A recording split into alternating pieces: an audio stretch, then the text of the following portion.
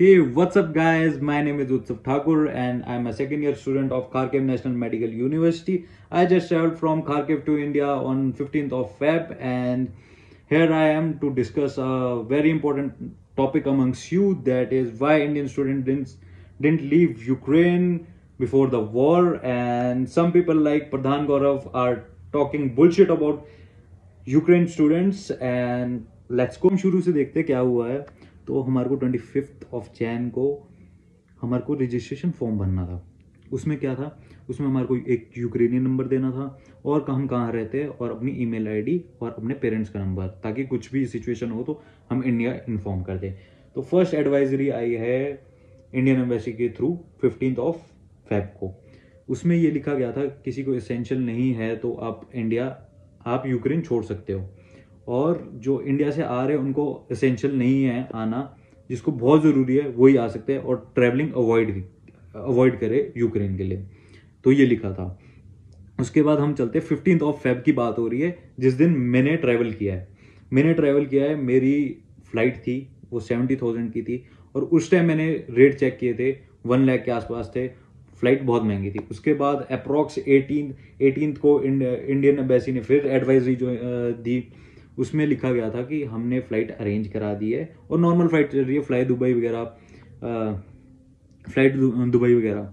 सो fly Dubai वगैरह $700 की थी। वो थी डेट 22 की, 23 की थी, 24 की थी एंड 26 की थी, और सारी फ्लाइट फुल थी।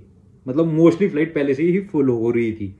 तो 50,000 के आसपास थी। $700 50,000 लगा दो, 50,000 के आसपास थी वो फ्लाइट्स। सो बात ऐसी है, 24 को बॉम्ब्स गिरे खारकिव में।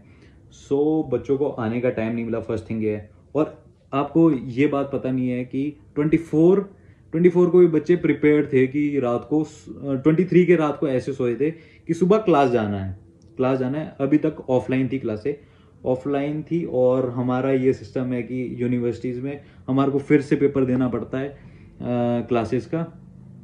तो बच्चे पढ़ने वाले हैं तो बहुत पैनिक करते हैं, तो क्लासेस इतनी आसानी से नहीं छोड़ते।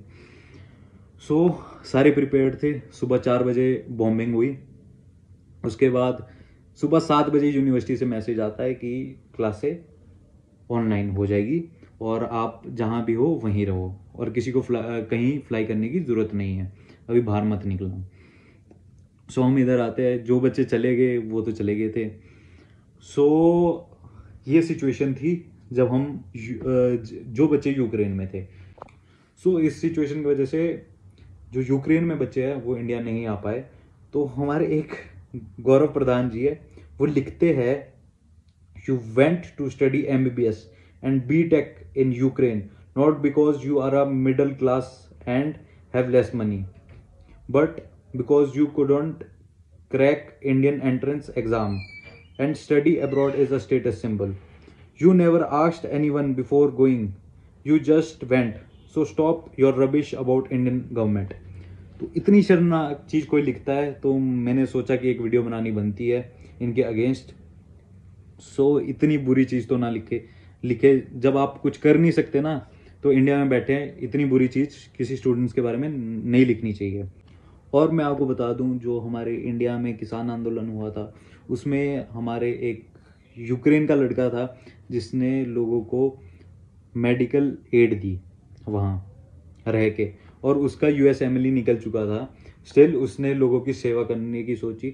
सो वी आर ऑल्सो इंडियन, तो हमारे बारे में सोचिए।